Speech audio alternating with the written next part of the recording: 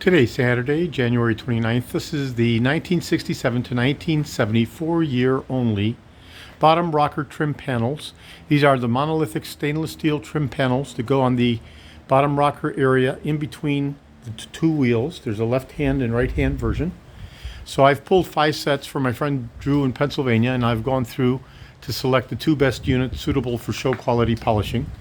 And I've come up with these 2 units that are in the center facing each other. So these are probably the best dent-free units that I have, whereby the minor scratches can be polished out and made to a mirror finish suitable for a show quality result.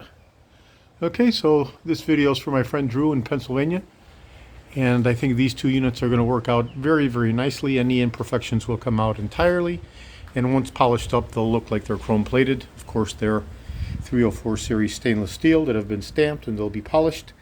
These have not even been cleaned. Okay, so these are as removed. So I mean, if you go through and clean them up a little bit, they'll get a whole lot better than what they look like now. So these are just as removed. They haven't even been washed, and they will be absolutely perfect once they are properly surface sanded and buffed to a mirror chrome-like polish. Okay, today is Saturday, January 29th. Drew has been very, very patient as I have been trying to find time to pull these out of my storage. This is George in Florida. I have over 75,000 original vintage parts for the 1967 to 1978 Cadillac Eldorados. Over 375,000 1959 to 1978 Cadillac items overall.